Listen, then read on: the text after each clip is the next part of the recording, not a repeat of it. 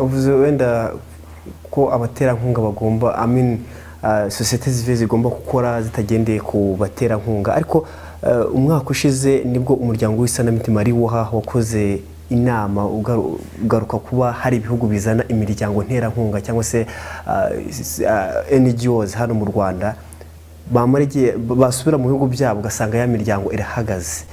Muna nka societe civile hari cyakorwa kugira ngo nibura ya miryango igire uburambe, ndetse niba itangije wa muryango niba ushaka guharanira uburenganzira bw'ikintu runaka, ibyo bikomeze bibeho mbega birambe. Uburambe nari nabivuze burya nibituruka mu bushake kandi bugashingira ku ndangagaciro nyarwanda, ubwo burambe buzaboneka. Kuko reka nkubwire nakubwiye ko muri societe civile hari byinshi bishobora gukorwa nta mafaranga. Ni ukuvuga ngo nubwo wabona amafaranga hari ibyo washobora gukora, ariko n'igihe utanayabona wayashaka. Ni nayo mpamvu navugaga nti ubu dufite urubuga rufunguye kandi rwagutse rwadufasha kwishakira ndetse ayacu mikoro ndetse no kwibeshaho ku bwacu.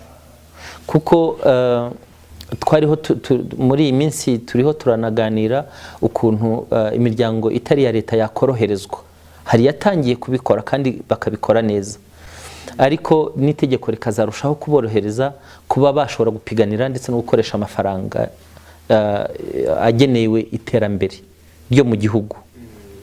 Ariko icya kabiri nuko nabo ubwabo baba bazi batangira ibikorwa bibafasha gutera inkunga gahunda zabo ubwabo, imiryango itari ya leta. Reka ngoye nk'urugero rw'umuryango witwa Duhamike Adri, bariya bagira sosoma, bakora sosoma. Bariya umuterankunga ashobora kuzana amafaranga, ashobora kutayazana, ariko ni umuryango wibeshejeho ushobora kwiteza imbere n'ibikorwa byabo bifite uburambe. Bivuze rero ngo n'indi miryango nayo izabitekereze. Urabona nk'uyu muryango witwa Rwamureke dusigaye dupiganira amasoko ya leta, twayabona amafaranga tuvanyemo tukayashyira muri gahunda z'ibikorwa byacu twihaye. Bivuze rero ngo n'indi miryango yabitangira ikabigenza ityo, ariko cyane cyane kugira ngo babishobore nuko babanza bakivanamo kiriya kintu bita ngo ni dependency syndrome. Nukumva ko bagomba kubeshwaho n'abandi igihe cyose, bakishyiramo wa mutima wo kwigira, wo kwibeshaho, n'uburambe rero buzakurikira. Murakoze cyane, ariko tutaragana ku musozo, imiryango igize societe civile irasabwa iki? Hari ibintu by'ibanze igomba kubisabwa, kuko bazita ko ari ni indangagaciro z'ibanze, ni n'ihame ku miryango yose aho iva ikagera itari ya leta. Ibintu basabwa ni ugusabwa ubwitange n'ubushake, icyo bita voluntarism, ubushake bwo kwitanga buvuye ku mutima, mbese butuma umuntu akora ibintu adategereje igihembo igihe cyose. Icya kabiri ni ukugendera ku byifuzo by'uwahagarariye igihe cyose, kandi uwahagarariye ni umuturage w'umunyarwanda. Ni ukuvuga ngo igihe akoze ikintu kitari mu nyungu z'umunyarwanda, kitari mu butumwa yahawe n'umunyarwanda, icyo gihe azaba atari societe civile.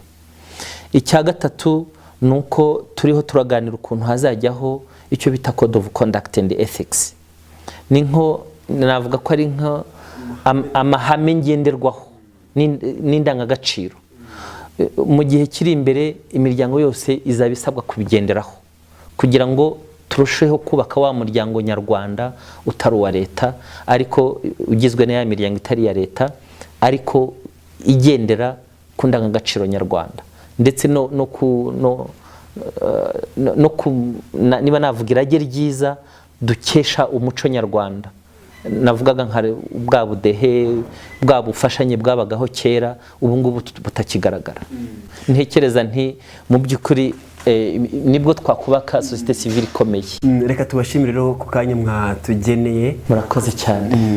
Twizere ko n'ubutaha muzaduha umwanya nk'ubu tugakora ikiganiro, ndetse tunagira icyo tubwira abanyarwanda. Bizadushimisha cyane. Reka nshimire mwe mwese twabanye muri iki kiganiro. nge na Letashye Biziyaremye mu kiganiro twari kumwe na Munyamariza Edouard akaba ari we umuyobozi mukuru wa platform ya societe civile ikorera hano mu Rwanda. Imiryango rero mwumvise ikisabwa, abanyarwanda bagifite icyo basabwa ndetse na leta ubwayo ifite ikisabwa. Ikiganiro nakagaruka ni buri wa mbere kuva ku isaha 9:30. Bye bye.